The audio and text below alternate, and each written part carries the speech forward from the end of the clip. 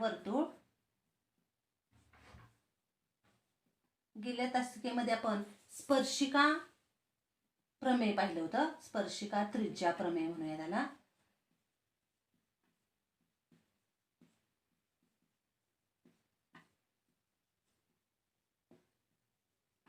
त्या प्रमेयामध्ये पक्षामध्ये आपण स्पर्शिका घेतली होती आणि स्पर्श बिंदूतून जाणाऱ्या त्रिज्येला ती कशी असते, लंब असते असं आपण दाखवलं होतं. आता या प्रमेयाचा आपल्याला व्यत्यास पाहायचा आहे.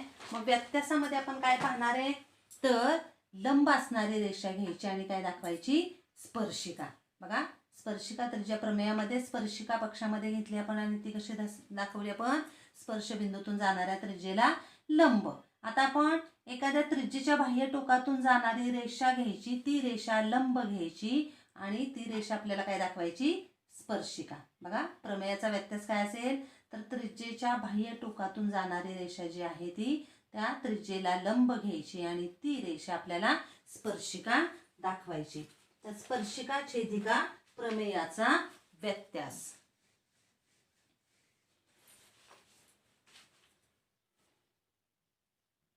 स्पर्शिका त्रिज्या प्रमेयाचा व्यत्यास.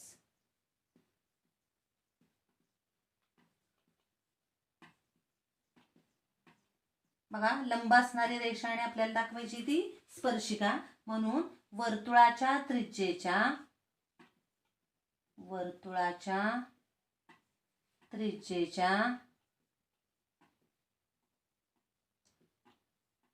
बाह्य टोकातून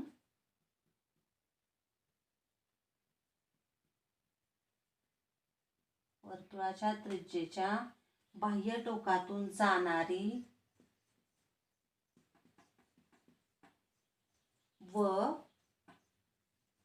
आणि त्या त्रिज्येला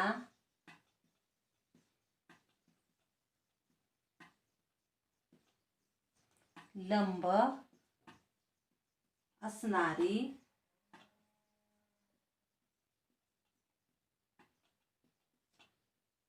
रेषा त्या वर्तुळाची स्पर्शिका असते.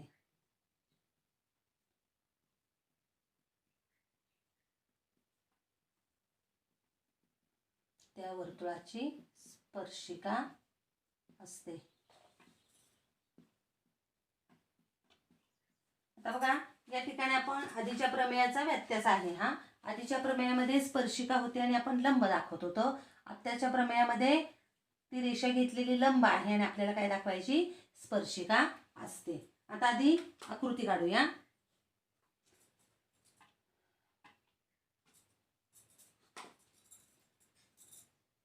वर्तुळ काढूया, त्रिज्या घेऊया, त्रिज्येच्या बाह्य टोकातून जाणारी रेषा घेऊया आपण आणि ती रेषा आपल्याला कशी दाखवायची, स्पर्शिका.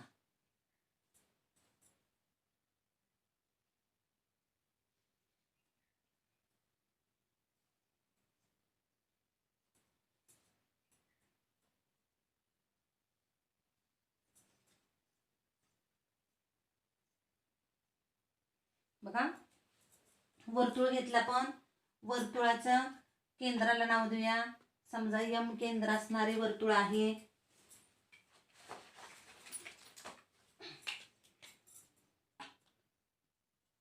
नंतर वर्तुळाच्या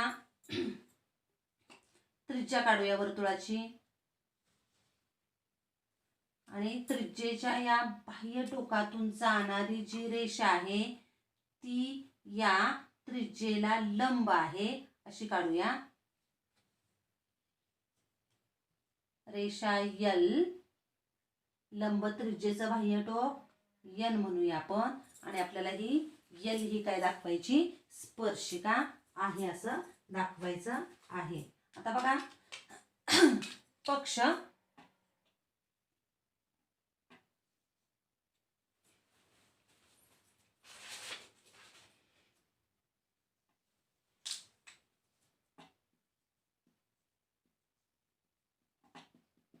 पक्ष काय म्हणूया तर यम केंद्र असणारे वर्तुळ.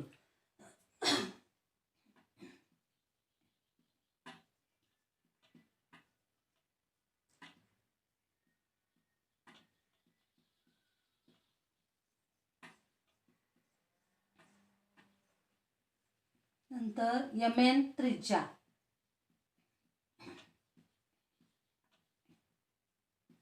यम केंद्र असणारे वर्तुळ यमेन त्रिज्या अर्थातच यांनी बाह्य टोक आहे. नंतर रेषा यल लंब त्रिज्या एमएन. आणि आता साध्य काय दाखवायचे आपल्याला मग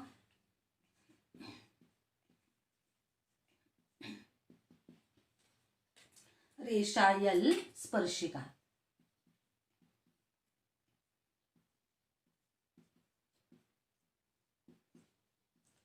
तर बघा रेषा यल स्पर्शिका दाखवायची याचाच अर्थ आपण स्पर्शिकेच्या व्याख्येमध्ये काय पाहिले तर वर्तुळ आणि रेषा यांच्यामध्ये एकच सामायिक बिंदू असेल तर ती रेषा स्पर्शिका असते. म्हणजे इथं आपल्याला काय दाखवायचंय तर यम केंद्र असणारं वर्तुळ आणि रेषा यल यांच्यामध्ये एकमेव सामायिक बिंदू आहे. हे सिद्ध केलं तर रेषा काय होणार आहे यल ही स्पर्शिका.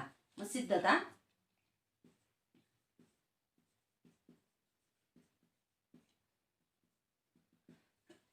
बघा रेषा यल वर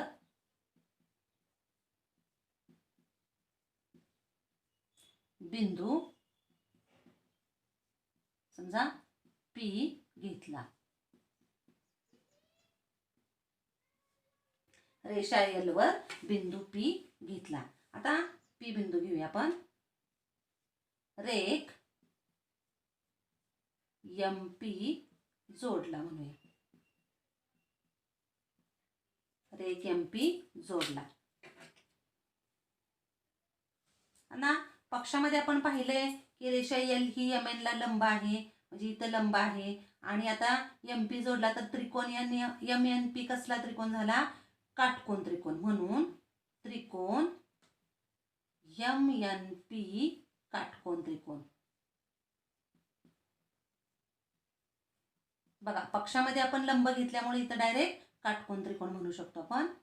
आता काटकोन त्रिकोण असेल एम एन पी तर आपल्याला माहिती आहे काटकोन त्रिकोणामध्ये कर्ण ही सर्वात मोठी बाजू असते आणि म्हणून या विधानानंतर काय म्हणता येईल तर M P greater than M N.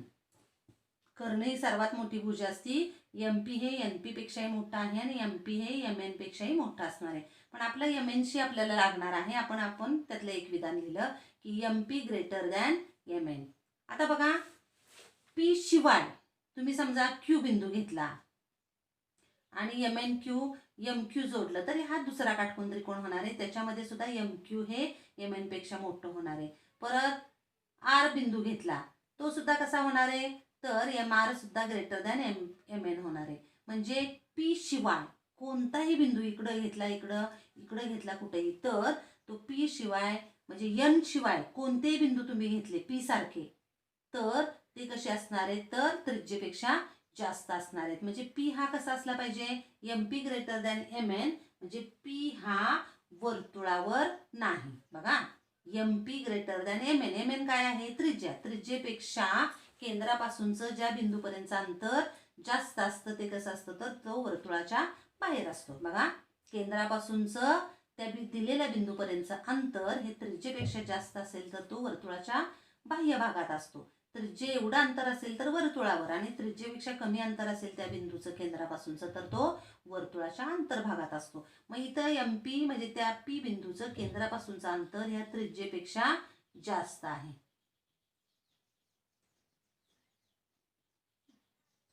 आणि म्हणून बिंदू पी वर्तुळावर नाही.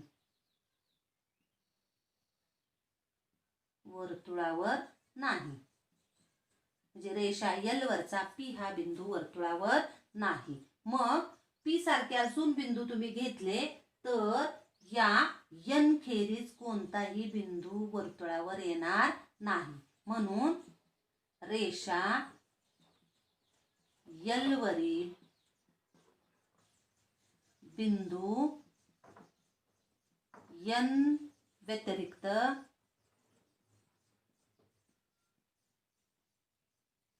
बघा यन सोडून म्हणजे हे बिंदू घेतले तरी ते वर्तुळाच्या बाह्य भागातच येणार आहेत, वर्तुळावर असणार नाहीत. फक्त यनच बिंदू असा आहे की तो वर्तुळावर आणि रेषेवर आहे आणि यन व्यतिरिक्त कोणताही बिंदू तुम्ही घेतला, जसं हा पी वर्तुळावर नाही, तसा क्यू वर्तुळावर येणार नाही, आर वर्तुळावर येणार नाही, फक्त यन हा एकमेव बिंदू वर्तुळावर येणार आहे. आणि म्हणून रेषा यल वरील बिंदू यन व्यतिरिक्त कोणताही बिंदू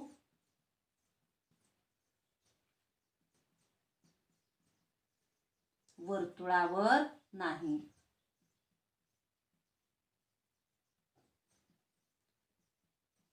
आणि म्हणून रेषा यल व वर्तुळ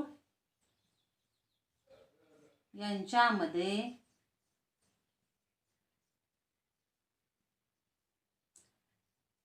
यन हा एकमेव बिंदू सामायिक आहे. आणि आपल्याला माहिती आहे वर्तुळ आणि रेषामध्ये एकच बिंदू सामायिक असेल तर ती काय असते, स्पर्शिका. आणि म्हणून रेषा यल स्पर्शिका आहे. रेषा यल स्पर्शिका आहे. अशा पद्धतीने आपण स्पर्शिका त्रिज्या प्रमेयाचा व्यत्यासाची सिद्धता सरळ साध्या पद्धतीने पाहिलेली आहे. प्रत्यक्ष पद्धतीने पक्षापासून सुरुवात केली आणि साध्यापर्यंत पोहोचलो. आता यानंतर वर्तुळाबाहेरील बिंदूतून किती आपल्याला स्पर्शिका खंड काढता येतील, तर जर आपण आकृतीचा विचार केला तर वर्तुळाबाहेरील बिंदूतून आपल्याला 2 स्पर्शिका खंड काढता येतील. बघा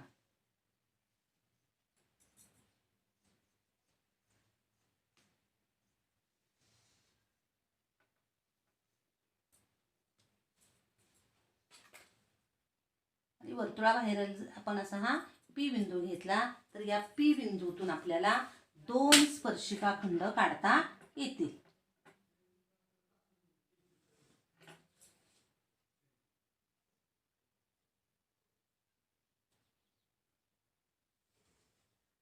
आणि मग हे स्पर्शिका खंड कसे असतात त्या संदर्भातलं प्रमेय आहे. बघा पी समजा हा स्पर्शबिंदू यम आहे, हा यन आहे, तर पीएम आणि पीएन हे ओ केंद्र असणाऱ्या वर्तुळामध्ये आपल्याला 2 स्पर्शिका खंड काढता येतील. आणि याच्यावर आधारित आपल्याला स्पर्शिका खंडाचं प्रमेय आहे. त्याच्यामध्ये कृतीयुक्त आपल्याला फक्त गाळलेल्या जागा भरायच्या आहेत. तर त्याचा विचार करूया आपण. बघा वर्तुळाच्या बाह्य भागातील बिंदूतून काढलेले जे स्पर्शिका खंड आहेत, स्पर्शिका खंड कोणते, डी पी आणि डी क्यू, तर हे एकरूप असतात. हे आपल्याला आकृतीच्या सहाय्याने आपल्याला स्पष्ट करायचे. आपल्याला सिद्धता दिलेली आहे, त्याच्यातील फक्त गाळलेल्या जागा आपल्याला भरायच्या आहेत. आता बघा इथं अर्थातच स्पर्शिका आहेत, म्हणजे इथं आपण प्रमेय पाहिले की प्रत्येक स्पर्शिका स्पर्शबिंदूतून काढलेल्या त्रिज्येला लंब असते. म्हणजे पी ए किंवा ए पी लंब पी डी आहे, ए क्यू लंब क्यू डी आहे, हे दिलेलं आहे आपल्याला आणि ए डी जोडलेला आहे. मग आता त्रिकोण पी ए डी, बघा कसं वाचन केलं, त्रिकोण पी ए डी आणि त्रिकोण क्यू ए डी मध्ये बाजू पी ए एकरूप बाजू काय येणार आहे, तर एकाच वर्तुळाच्या त्रिज्येत म्हणजे दुसरी त्रिज्या कोणती आहे, क्यू ए, म्हणजे इथं काय येणार आहे, बाजू क्यू ए, बाजू क्यू ए. बघा बाजू पी ए तशी बाजू क्यू ए. आता परत दुसरं विधान दिलंय आपल्याला, बाजू एडी एकरूप बाजू एडी. काय कारण आहे मग, दोन्ही या त्रिकोणांची त्रिकोण 1 आणि 2 यांची ती कसले सामायिक बाजू, म्हणजे कारण काय सांगता येईल, सामायिक बाजू. आणि परत कोण ए पी डी एकरूप कोण ए क्यू डी 90 हे स्पर्शिके प्रमेयानुसार. आणि म्हणून आता बघा काटकोन त्रिकोण आहेत, ही बाजू आणि ही एक सामायिक म्हणजे कर्ण आणि बाजू, कर्ण आणि बाजू एकरूप आहेत आणि म्हणून त्रिकोण PAD एकरूप त्रिकोण QAD. आणि कारण काय सांगता येईल आपल्याला? कर्ण भुजा कसोटी.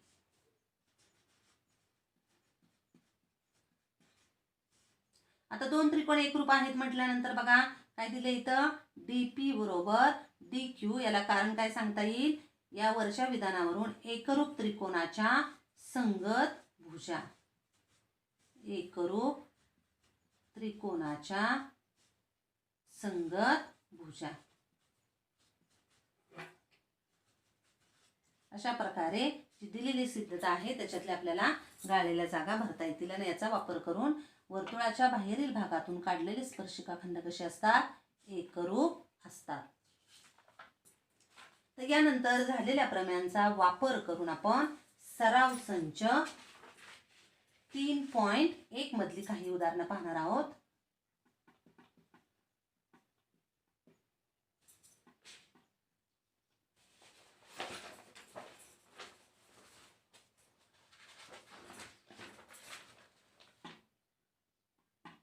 सराव संच 3.1 यातलं पहिलं उदाहरण दिले, त्याच्यामध्ये जी आकृती दिली त्याचा विचार करूया आपण.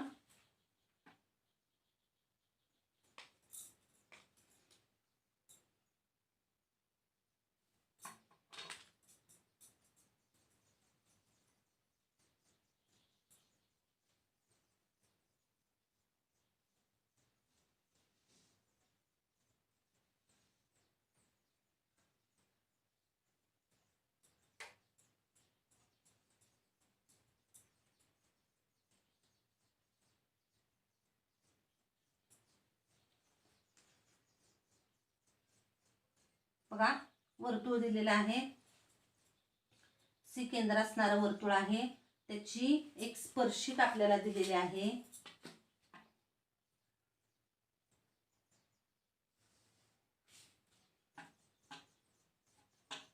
A स्पर्शबिंदू आहे, त्या रेषेवर अजून दुसरा बिंदू दिलेला आहे B आणि काही प्रश्नांची आपल्याला उत्तरे विचारलेली आहेत. त्यातला पहिला प्रश्न काय आहे बघा, एक आकडा. कोण CAB चे माप किती असेल? कोण CAB बरोबर किती? आता बघा आपल्याला माहिती आहे की आपल्याला पक्षामध्येच काय दिलेलं आहे, तर A हा स्पर्शबिंदू दिलाय. मग आपल्याला माहिती आहे की स्पर्शबिंदू म्हणजे रेषा AB काय आहे? स्पर्शिका. मग स्पर्शबिंदूतून काढलेल्या त्रिज्येला ती स्पर्शिका कशी असते? लंब असते. हे आपण प्रमेय पाहिले, स्पर्शिका प्रमेय. आणि म्हणून कोण CAB बरोबर किती असणार आहे? 90 अंश. कोण CAB बरोबर, हे पहिलं उदाहरण आहे बघा सराव संच 3.1 मधलं. आणि पहिल्या प्रश्नामध्ये 4 उपप्रश्न आहेत आपले. मग कोण CAB बरोबर काय सांगता येईल? 90 अंश. आणि कारण काय सांगता येईल? स्पर्शिका त्रिज्या प्रमेय. आता दुसरं उदाहरण, त्यातला दुसरा प्रश्न काय दिलाय बघा. आता दिलेल्या माहितीमध्ये वर्तुळाची जी त्रिज्या बघा, C केंद्र असलेल्या वर्तुळाची त्रिज्या 6 सेमी दिली, म्हणजे हे अंतर किती असणार आहे? 6. आणि A हा स्पर्शबिंदू. आता दुसरा प्रश्न काय यातला विचारलाय मग, तर बिंदू C हा AB पासून किती अंतरावर आहे? बिंदू C हा AB पासून किती अंतरावर आहे? तर काय सांगता येईल? किती अंतरावर आहे? 6 अंतरावर. बघा बिंदू C हा AB पासून 6 सेमी अंतरावर. आता कारण विचारले का, तर आपल्याला माहिती आहे की नेहमी आपण लंबांतर मोजतो. कारण काय सांगता येईल मग, रेख CA लंब रेषा AB, आपण नेहमी लंबांतर मोजतो. अंतर नेहमी असं तिरकं मोजत नाही, तर लंब टाकतो आणि ते अंतर मोजतो, म्हणून लंबांतर. आता तिसरा, जर डिस्टन्स AB बरोबर 6, बघा डिस्टन्स AB बरोबर 6, तर डिस्टन्स BC किती?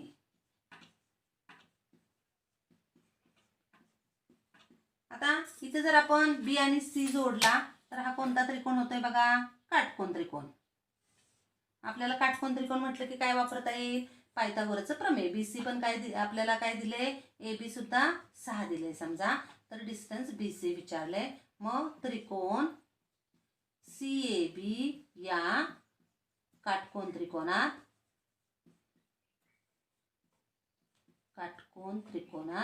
काय म्हणता येईल, बी चा वर्ग बरोबर ए चा वर्ग अधिक ए बीचा वर्ग. कशावरून, पायथागोरसचे प्रमेय. मग ए चा वर्ग किती आहे, 6चा वर्ग. ए बीचा वर्ग किती आहे, 6चा वर्ग. मग 36 अधिक 36 72.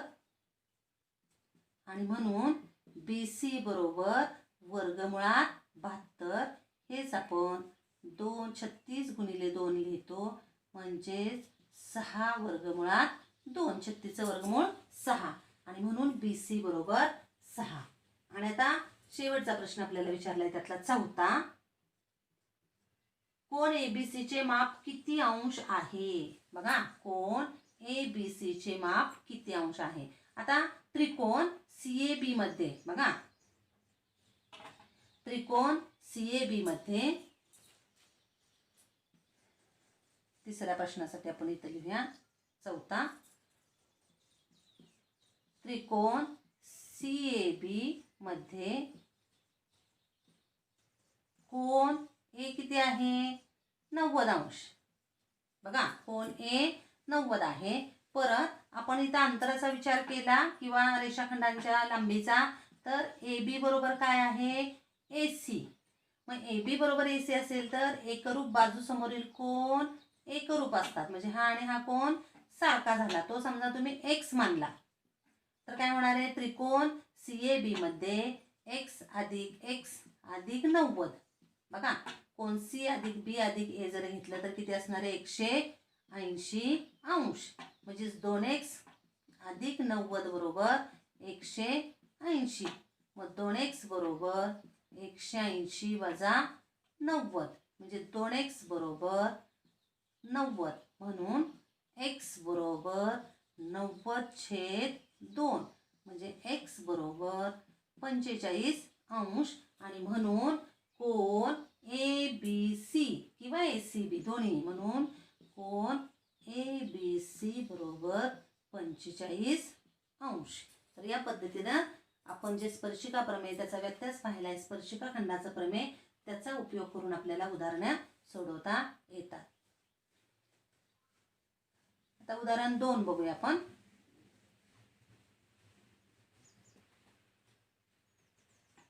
त्याच्या आकृतीचा विचार करूया. ओ केंद्र असणारं वर्तुळ आहे.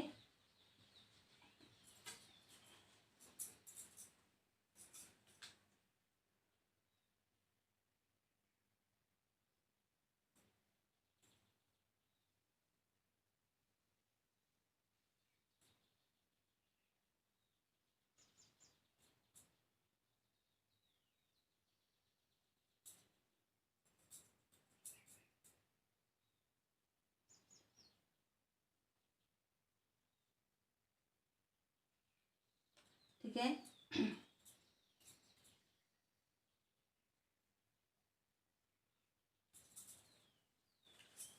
ओ केंद्र असणारं वर्तुळ आहे.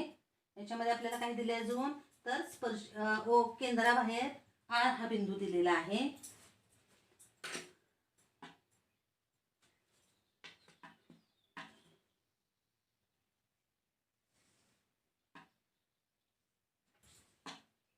आर बिंदू दिलेला आहे. आर बिंदूतून वर्तुळाला स्पर्शिका काढलेल्या आहेत. दुसरी स्पर्शिका आपण पाहिलेले आहे की वर्तुळाबाहेरील बिंदूतून आपल्याला 2 स्पर्शिका काढता येतात.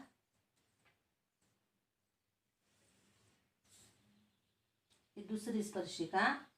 नंतर त्या स्पर्श बिंदूंना नाव दिलेत एम आणि इथं एन. आता काय माहिती दिली बघा आपल्याला, शेजारील आकृतीत केंद्र ओ असलेल्या वर्तुळाच्या बाह्य भागातील आर या बिंदूतून काढलेले आर एम आणि आर एन हे स्पर्शिका खंड वर्तुळाला एम आणि एन मध्ये बिंदू छेदतात. जर OR बरोबर 10, हे अंतर आपल्याला 10 दिलेलं आहे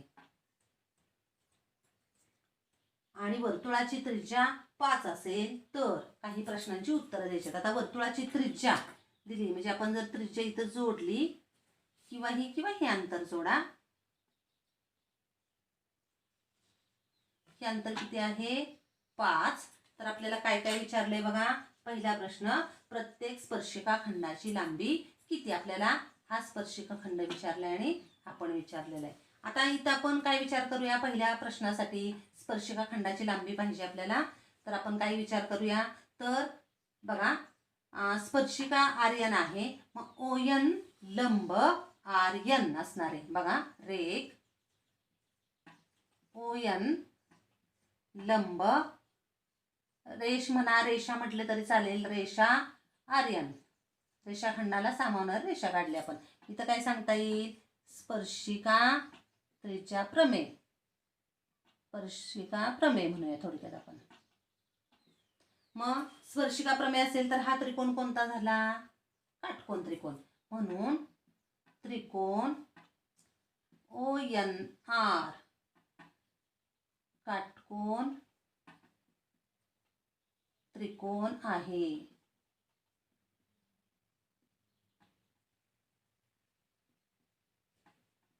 मग काटकोन त्रिकोण असेल तर आपल्याला माहिती आहे आपण पायथागोरसचं प्रमेय वापरूया. म्हणून OR चा वर्ग बरोबर ON चा वर्ग अधिक NR किंवा आर्यन म्हणा आर्यनचा वर्ग, पायथागोरसचे प्रमेय. मग OR किती आहे 10, 10चा वर्ग बरोबर ON म्हणजे 5चा वर्ग अधिक NR चा वर्ग. 100 बरोबर 25 अधिक NR चा वर्ग. म्हणून 100 वजा 25 बरोबर NR चा वर्ग. म्हणून 75 बरोबर NR चा वर्ग. आणि म्हणून NR म्हणजेच आर्यन, NR बरोबर वर्गमुळात 75. हेच आपल्याला 25 त्रिक 75 म्हणजेच काय म्हणता येईल 5 वर्गमुळात 3. आणि म्हणून काय पहिला प्रश्न विचारलाय. प्रत्येक स्पर्शिका खंडाची म्हणजेच आर्यन, NR म्हणजेच आर्यन आणि आर्यन म्हणजेच आर्यम बरोबर 5 वर्गमुळात 3. कशामध्ये दिले आपल्याला हे एकक सेंटीमीटर म्हणून सेंटीमीटर. प्रत्येक स्पर्शिका खंडाची लांबी काय येणार आहे 5 वर्गमुळात 3 सेंटीमीटर. आता त्यातलाच दुसरा प्रश्न काय विचारलाय बघूया.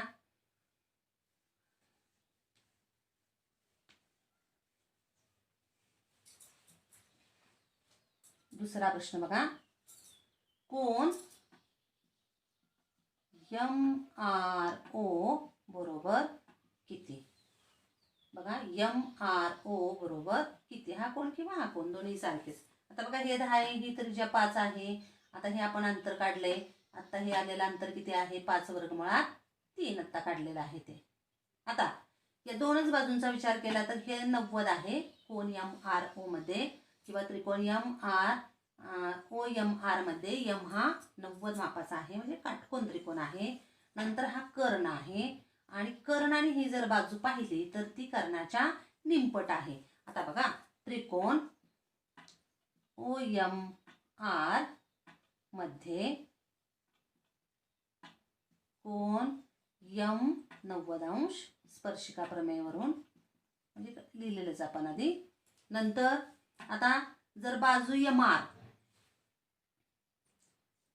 किंवा बाजू OM म्हणूया आपण. OM बरोबर किती आहे 5 आणि नंतर MR OR किती आहे 10. आता बघा दोन्हींचं निरीक्षण केलं तर OR बरोबर 10 म्हणजेच किंवा आपण असं लिहूया OM बरोबर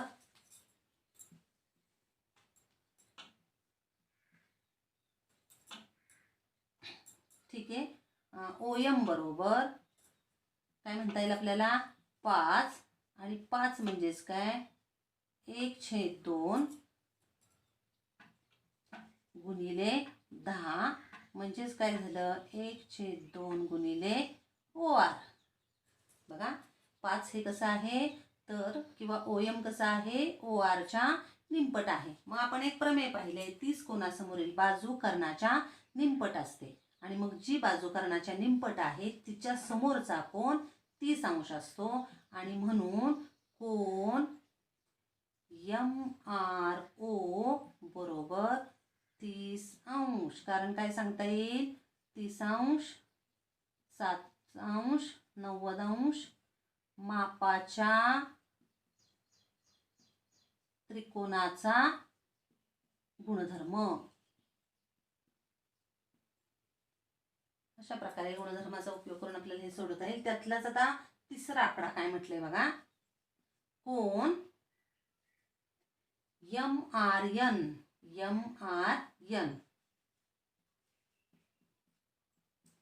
आता जसं कोन MRO आहे 30 अंश तसंच म्हणून कोन NRO पण किती असणार आहे तेवढाच असणार आहे 30 अंश. कारण हे दोन त्रिकोण एकरूप आहेत माहिती आहे आपल्याला. स्पर्शिका खंड प्रमेयामध्ये आपण पाहिले हे दोन त्रिकोण एकरूप आहेत म्हणजे त्यांचे हे संगत कोन पण एकरूप आहेत आणि म्हणून तो कोनही 30 अंश. आणि म्हणून कोन MRN कसं असणार आहे तर कोन MRO अधिक कोन NRO कोणांची बेरीज गुणधर्म. हा मोठा कोन म्हणजे या दोन कोनांच्या मापांची बेरीज आणि म्हणून 30 अंश अधिक 30 अंश आणि म्हणून तो कोन किती असणार आहे 60 अंश. अशा प्रकारे अजून राहिलेली 2 उदाहरणे तुम्ही सोडवा. धन्यवाद.